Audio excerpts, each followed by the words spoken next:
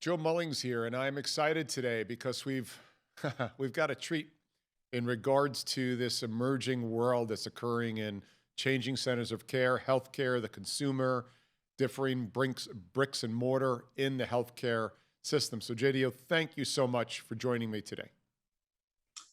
Thank you, Joe. I'm excited to be here.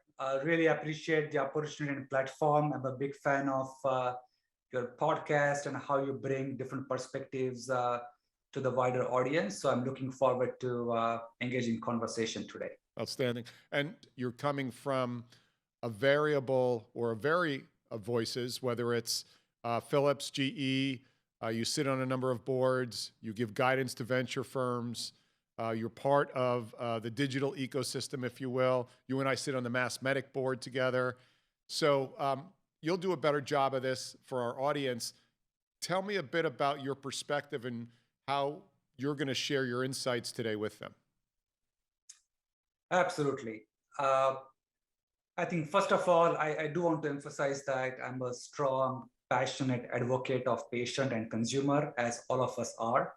And I want to make sure that all of us always keep the perspective of a patient and a caregiver and family at the center of everything we do, whether it's a podcast, whether it's discussion, whether it's the industry itself. And I think that's how we are going to transform the care for next decades. You are right. I have gone through a number of different career stops, as to say, in my career. But beyond this, I have also successfully built a number of ventures in digital health space. First at Philips, focused on medical grade wearables, biosensors, clinical platform for virtual care and remote patient monitoring. I've also built ventures back in my good old GE days, focused on IoT for machines. And actually started my career back in good old Detroit, focused on automotive and electric vehicles for a startup company. And so I'm very passionate about bringing the entrepreneur approach to everything I do, whether it's for startups, corporate ventures, or for identifying and building new lines of business and segments for established enterprises. But in addition to this, I've been a passionate member of the ecosystem, as I like to call it, the digital health ecosystem that has been evolving over the past few years.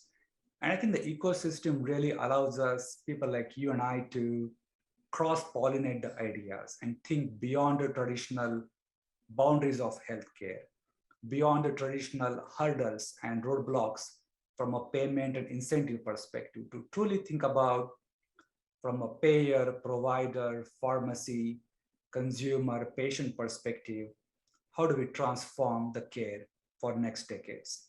And I think that's where the incumbents from medtech perspective, health tech perspectives are very important to play a role. Also the disruptors coming from digital health angles, consumer health angle are very important to play a role. And so I enjoy straddling on these different sides, having worked on both sides, and I enjoy mentoring startup companies, working with VCs and PE firms to truly figure out how do we best position the new generation of entrepreneurs and technologists and compassionate leaders who truly transform the care with a patient empathy-driven approaches and experiences. And I think that's where the ecosystem comes into play. And I'm looking forward to kind of going deeper into that today as well. Excellent. So let's start with the drivers of this. I agree with you, the patients are always first. But if we reverse engineer that and go all the way back, I'd like to believe that we're compassionate capitalists in this industry that you and I sit in. So with that in mind, you look at these markets, we've got more than 50 million currently in the US over the age of 65 and growing rapidly. And we also have got 18% of our GDP going to healthcare, and 80% of that 18% is in management of chronic care, which is mental health, diabetes, hypertension, which are, I call, predictable disease states that we can stay ahead of if we want to. But I'm not sure we are. So, how do you view this emerging market? Excellent question. And if I may say, that's probably going to be a $1 trillion question in coming decades to solve. I think the way healthcare system has evolved, it has been episodic. And I think as one of the things that pandemic has opened the doors is to go from episodic to more of a continuous care at home ecosystem. And I think there are two cornerstones of care at home ecosystem. One is the chronic care management, which is a big challenge from a clinical perspective as well as from a financial perspective for the industry to solve. I think the other emerging big tailwind is the primary care and evolving models of primary care, which are getting more and more intertwined around the ecosystem of care at home for a senior patient. I think what I see from the opportunity perspective is huge. I want to talk about that. And I also want to talk about the challenges in this space. I think from an opportunity perspective, we are recognizing that the senior patient is also a consumer. The senior patient is willing to engage in the modern consumer retail channels. There are 80-year-old grandmas who are very comfortable doing a Zoom call, a teledoc call. They're no more afraid of the technology. But we are also realizing that the caregivers around those patients are also the caretakers, and they need to be empowered. And I think there's an opportunity for somebody like me who has 70-year-old parents who are patients with chronic conditions. How does the industry enable me to take care of them in a proactive way? How does the industry enable me to manage multiple conditions? And how does the industry enable me to not make them feel like patients, but somebody who is empowered to live their life in a positive, optimistic way? I think that's a huge opportunity that the consumerization of health has opened up. I think the omni-channel retail approach is coming to health. So instead of the doctor will see your patient now, as Dr. Eric Topo likes to call it, the patient will see a doctor now, wherever the patient might be, at home, at a retail clinic, at ambulatory centers. And I think this is a game changer because certainly you are providing more access to patients in different locations at their convenience. I think another huge opportunity is the virtual first models and platforms that are popping up that are actually providing the first line of defense through virtual visits, through automated patient engagements, through automatic symptom checkers. And again, that is providing a safety net where earlier diagnosis, attention of the patients becoming more and more possible. Along with this, I think the challenges that still persist in the market are really about fundamentally the payment models. Those are still evolving. We have been talking about value-based care models for a decade, and we are making progress, all of us as an industry, but we are still far behind where we thought we would be a decade back. And I think that transition where, if you think about the CPT codes were created back in 1960s, even when maybe a fax machine did not exist. Maybe it did, maybe it did not, likely not. And so the concept and definition of a visit is still tied to a payment for a patient to go into a clinic. And now visit is something very different. It's virtual. It's the things and the care that happen in between visits, the care that happens at home. And I think that payment model is still a big challenge. And I think the value-based care and value-based payment models are evolving. The capitation risk-based models are evolving, and we can talk more about that. But I think that is still a challenge around this. But I think that's where there's a huge opportunity for retailers to bring more consumer-driven approaches, make patient-centric experiences more consumer-like, and make care more accessible. There's an opportunity for the new entrant who are taking a virtual first approach, who are taking a different capitation risk-based models who are taking care of Medicare Advantage members first.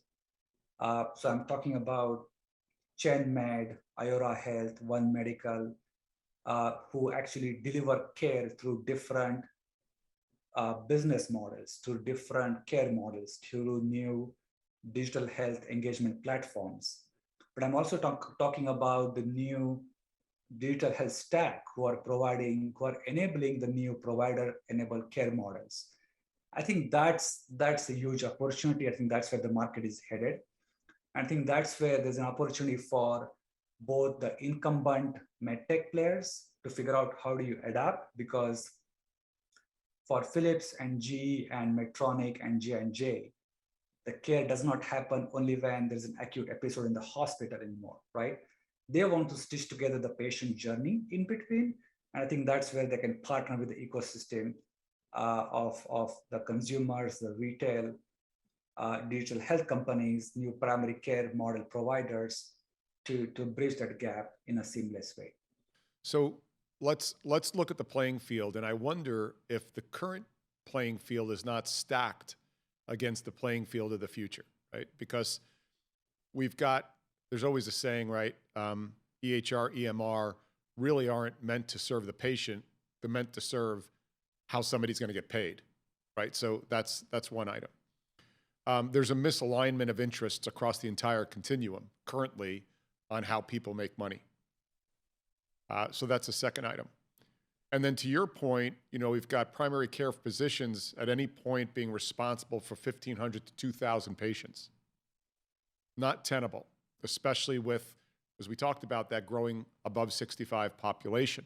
When you start to introduce, a patient says, well, I'm going to go to CVS today. Well, no, I'm going to go to the hospital. No, I'm going to go to my primary care physician. And we still don't have an EHR that follows the patient digitally. So that's a bunch of, tell me how, what does the mosaic look like? That's an excellent question. And I think everyone is grappling in the industry today, Joe, and even a lot of the companies that you work with are probably grappling with similar questions. I think you summarize the challenge in a really good way. I think sometimes it can feel that the table is, the stacks are against the new entrants and disruptors. And it could be because of the technology debt, that the incumbent legacy debt that is so much intertwined and ingrained in the way which the care is being delivered. So as an example, EHR, EMR. The second area is the business models and payment models and incentives. And the third area, which I think you were touching certainly, was also the new models of care delivery and the physicians and clinicians and how they need to adapt as part of this process. The first thing that we looked at was to recognize the shift of care from hospital to out of hospital, from hospital into home. And really think about that health really happens at home. How much time do you really spend in the hospital in a year? How much time do you really spend with a physician in a clinic? It's probably a small percentage of the time of your life that you spend at home. And so how do we make home the care of the center of the care ecosystem? How do you set up the home for a patient, a chronic patient who has been discharged from the hospital and now suddenly has to deal with gazillions of different connected devices? How do you train a 8-year-old grandma on how do you take a blood pressure measurement and how do you connect it to EMR? How do you make sure that the setup for something such as hospital at home is really enabled so that different care providers can come into the home and provide the right type of care, whether it's blood work, imaging, IV fluids, diuretics, etc. Again, the EMRs were intended with the right intention and use, meaningful use, 2 decades back. And they have done a lot of good things. but they have also been a obstacle in an unintended way for opening up the ecosystem of innovation. And I think they are making progress. They are becoming more transparent. They are opening the doors. But I I am sometimes perplexed. I sometimes am concerned when I see some of the new entrants developing their own EMR, EHR for primary care, for care at home ecosystem, because the incumbent EMRs are not pliable. They are not patient centric. And I think we are still away from this one dream of one patient record that you can access from anywhere. I think we are getting closer and closer day by day. But I think that is still a big challenge. And I think I truly believe that the focus on data, interoperability, cybersecurity, and bridging the silos that happen today between transitions of care from hospital into post-acute, into home, into hospice, those need to be really addressed. Those gaps need to be addressed. And then empowering the patient as a consumer to be in charge of their data, of their healthcare information. That has to be at the forefront of this. So whether incumbents EMR evolve to really take care of patients at home, or whether new entrants come up with new consumer patient-centric EHR EMR experience, my advice for the industry would be to really make sure that, again, we keep the patient and caregiver at the center of this. And yes, we are passionate capitalists, and we have to look at the business model, and absolutely that is imperative. But let's make sure that we don't spend another next 2 decades on a new island that we create at home, where the data from care at home is not, again, interoperable and shared and in the silos. And that continues to be one of my concerns. And I think you bring up an interesting point there. We've got an opportunity to maybe get a lever in this EMR, EHR moat that's been built around that patient record. And I think from a protectionism perspective, that's me saying it, not you, is people are always defending a legacy model when you're making hundreds of millions of dollars off of it. So, but having said that now, you can go to Israel, and if I'm not mistaken, although it's only a country of 8 million people, every person has their own health record coded on their mobile phone, carrying their own personal information, anonymized, secured, and they can walk in and say, here's my record, here's everything you need to know about me, boom, make it work, right? So look, the nice thing about software and technology, it's scalable. But with that point in mind, we've got an opportunity right now that is now changing that center of care from the hospital and the primary care physician to more of a consumer/patient empowered world. I think we can get some critical mass on an alternative patient record, or let's call it human record, right? Let's get away from patient, because that thing could take us into preventative care, but let's save that for another day. Where we can now start amassing our own data from home devices, whether it's lung volume, heart rate, perspiration, body temperature, and wouldn't it be valuable on a minute-by-minute basis of having these biometrics and doing it outside the EHR, EMR, because it gives us a much more predictive analytics to what's going to happen to that patient, rather than EMR and EHR is all retrospective data. Mm-hmm. Having prospective data in the form of that on a mobile device is fascinating to me. I really, really I love it when you said it's human record, right? And I that just suddenly opened up the space so wide in my mind, because you're absolutely right. On one side, it's a human health.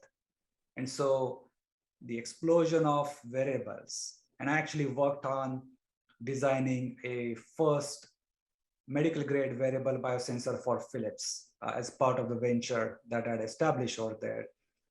It's a class 2 medical grade biosensor that measures number of vital signs in hospital and home. And that's really opens up a door for not looking into patient at silos, but looking at the human in a longitudinal way so that you can understand what else is happening in that human's life. And obviously, with that flood of data, you're right. I mean, the huge opportunity for AI and ML to make strides and make progress and make sure that physicians are not drowning in data, but they're striving for wisdom, right? And so they don't need to see all the vital signs and EKG coming from thousands of patients. They need to know, who do I pay attention to first? Who is trending in the wrong direction? Who is at risk? And that's risk stratification they need to see. And I think that's a fantastic way to put an interface on the top of the human record and make it accessible for physicians and patients and caregivers. The other thing that I really like about human is not only it brings the empathy, but it also connects to the health inequities and disparities.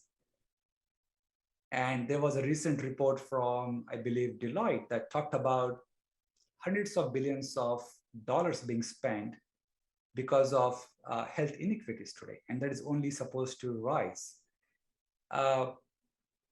We provide a number of social determinants of health services to make sure that people from disadvantaged families, low income, sometimes people of color have the access to transportation, have access to food, have access to social care services.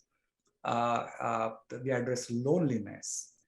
And I think those type of services, wraparound services, become so important because that is also part of health for that human.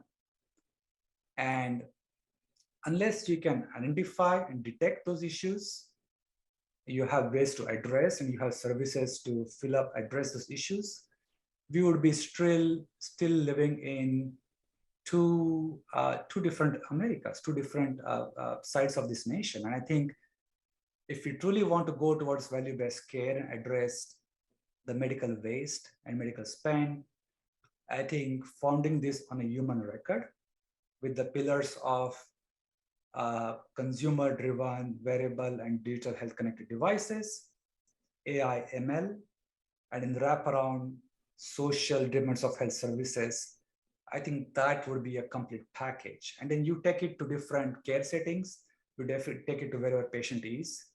And then, and I think then it becomes a really powerful mechanism to solve the problem in a holistic way and not in silos. You know, we've got the technology today, Jaydeo. Stay with me on this. It's not a stretch. So, you know, I'd say a percentage of our viewers probably did a 23andMe and figure it out, even a low fidelity signal, what we're predisposed for. And we all know that genetics loads the gun, lifestyle fires it, right? So we know what we're predisposed for from a 23andMe. And then we've got the technology now in-house, meaning in our homes, to monitor certain biometrics that we know could be precursors to a bigger monster of episodic healthcare. You know, I'm not talking about car crashes or cutting off your hand with a skill saw, but I'm talking about the lion's share of healthcare today creeps up on us, doesn't rear its head suddenly until it does, but it left all kinds of hints along the way, whether it's diabetes, hypertension, heart failure, all that. All that technology exists today. And we all know the power between AI and ML is data. So collecting all that massive data also allows us to establish these incredible predictive analytics. Now, what has to change is the current workflow of our healthcare system.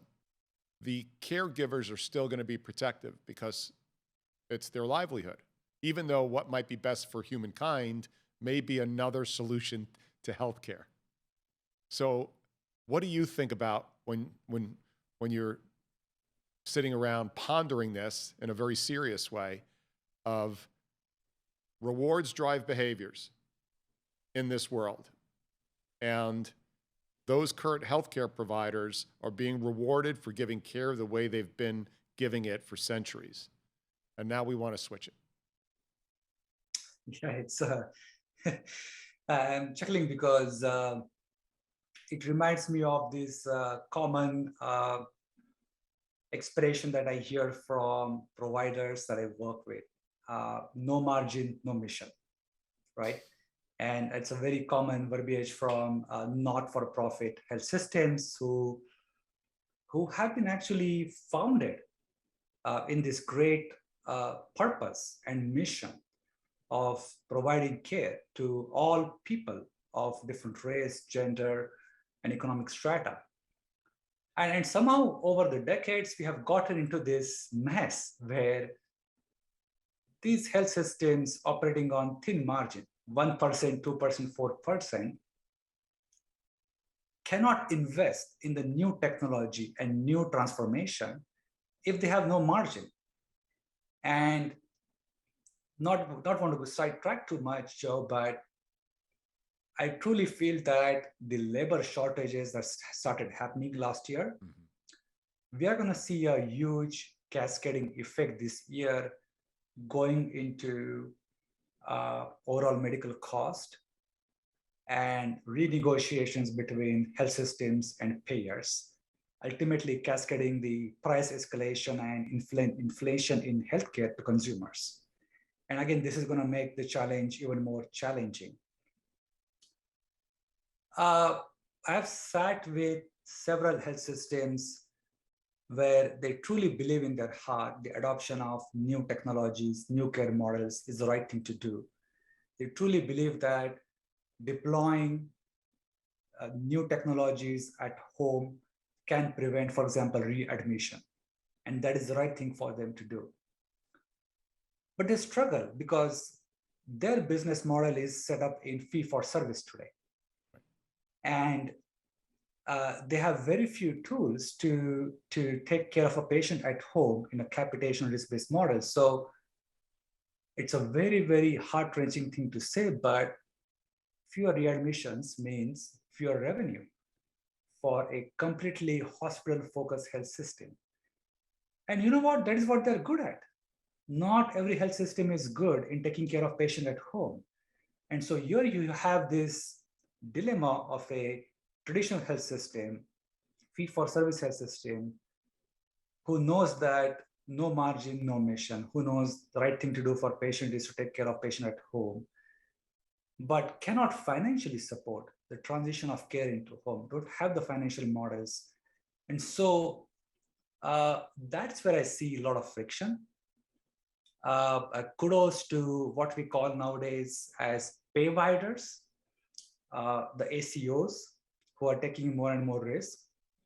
Kudos to the new chronic and primary care providers who have started in the value-based care models because they don't have this challenge and dilemma.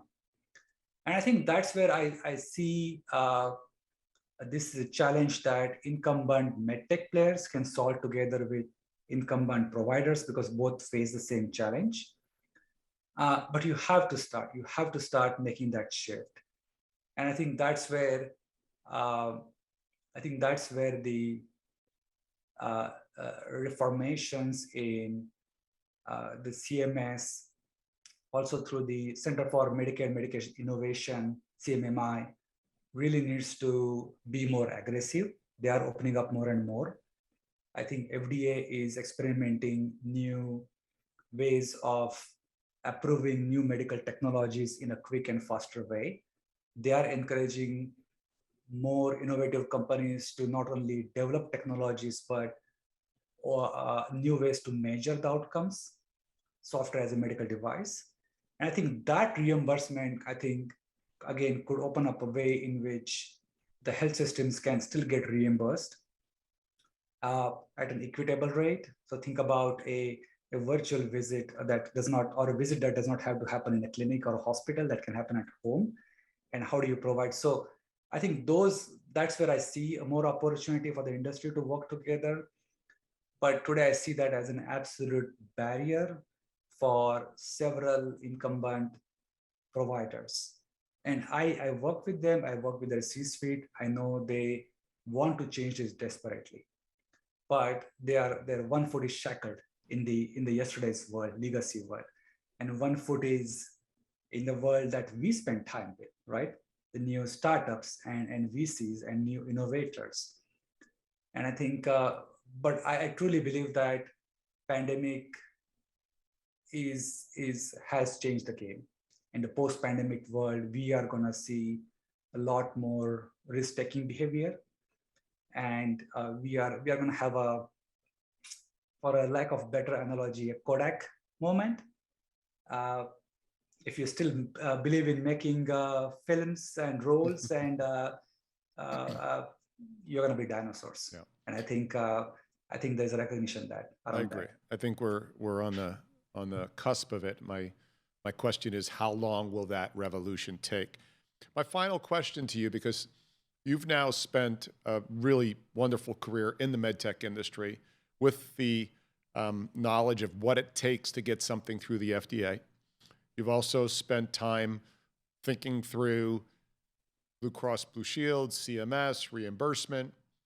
So I've been at this for 3 decades. I've watched Google and Apple try to get into medical device, and they always underclub how difficult it is to deal with the FDA.